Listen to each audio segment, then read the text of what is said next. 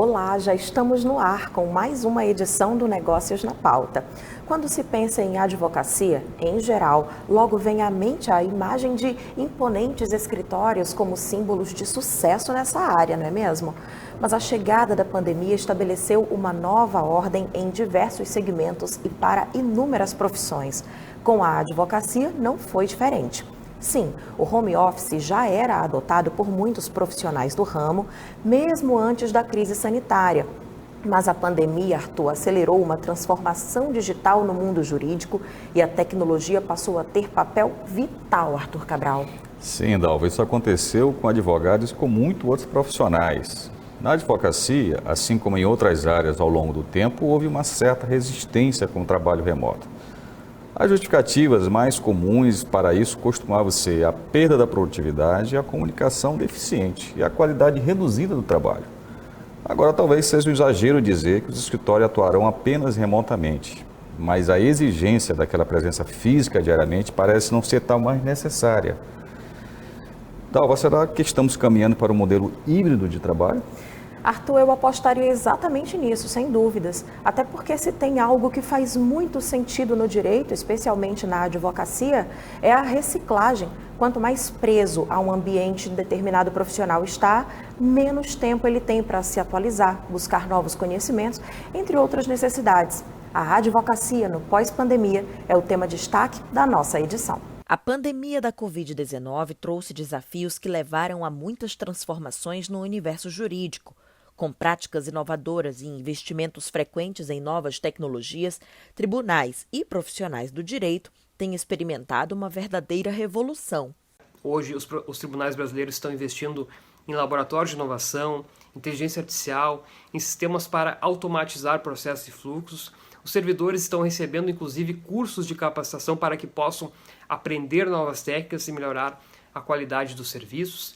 Na esfera privada também vemos essa transformação acontecendo. Muitos advogados já utilizam novas tecnologias nas suas atividades e também buscam oferecer novas formas de prestar serviço para atender melhor os seus clientes. Além da necessária atualização, a crise sanitária também estabeleceu alguns cenários que fizeram as demandas aumentarem bastante em determinados nichos.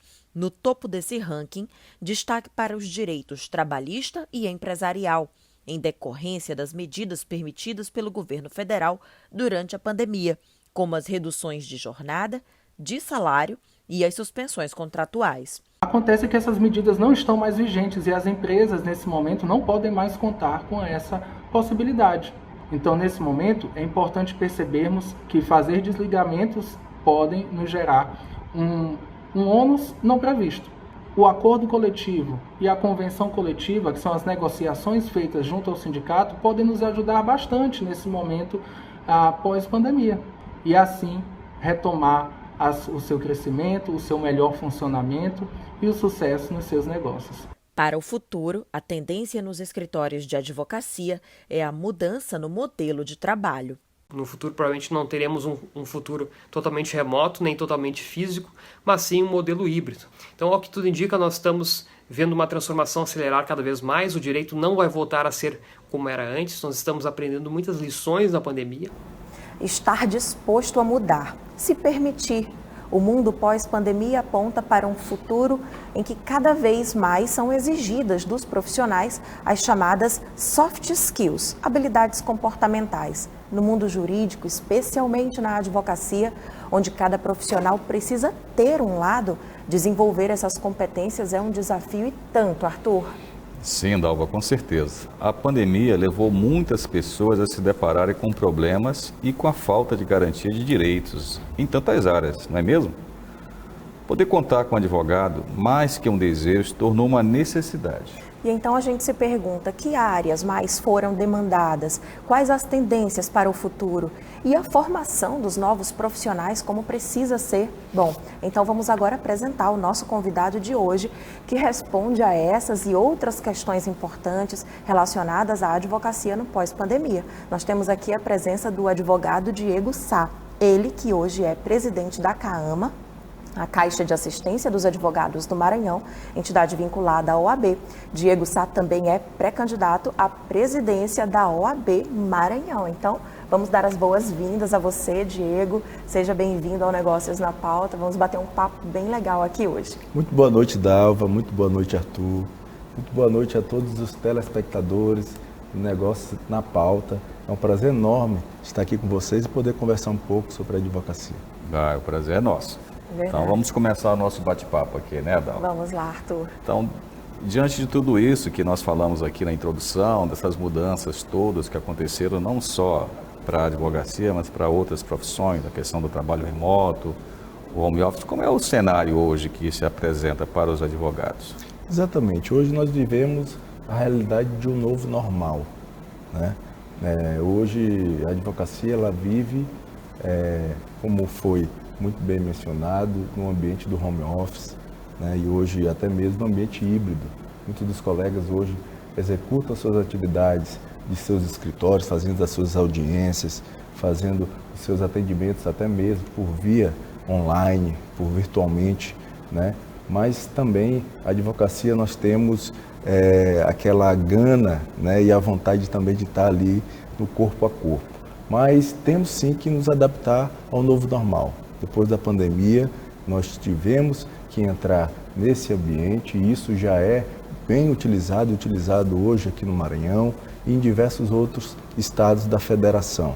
Nós temos esse ambiente virtual onde o advogado pode exercer a sua atividade e que, na minha opinião, traz muitos benefícios também para o exercício da advocacia, porque, e aí eu dou um exemplo para todos vocês, talvez o advogado que esteja no interior e que pudesse vir para a capital fazer somente uma diligência ou um atendimento junto ao balcão de uma vara no fórum, ou ter aquela conversa para despachar com o juiz, ele pode fazer isso de forma virtual, hoje por meio do balcão virtual.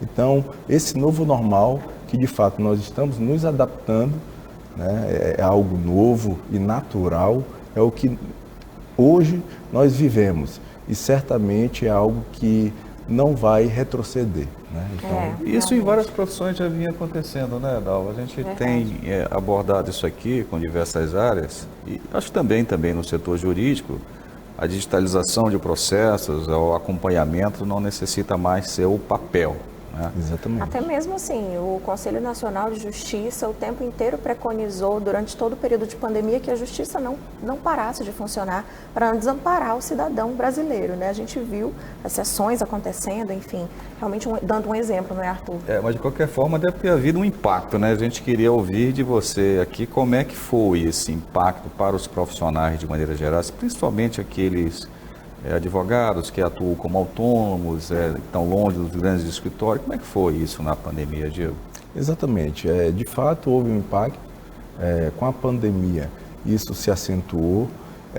De uns anos para cá, nós já estávamos implantando sistemas virtuais, né, para os processos judiciais. Então, nós já tínhamos essa implementação de processos virtuais. Estávamos e estamos em algumas áreas em processo de transição, né? Então não se passou a ser uma novidade. Mas com a pandemia isso se tornou necessário de imediato. Bem, essas ferramentas, né, as novas, elas têm mais facilidade para os jovens advogados que para os veteranos, né? Isso aí eu ia tomar carona na sua pergunta, Arthur, para entender do universo de advogados e advogadas aqui do Maranhão, quantos por cento a gente tem mensurado aí ser classificado como jovem advogado, enfim?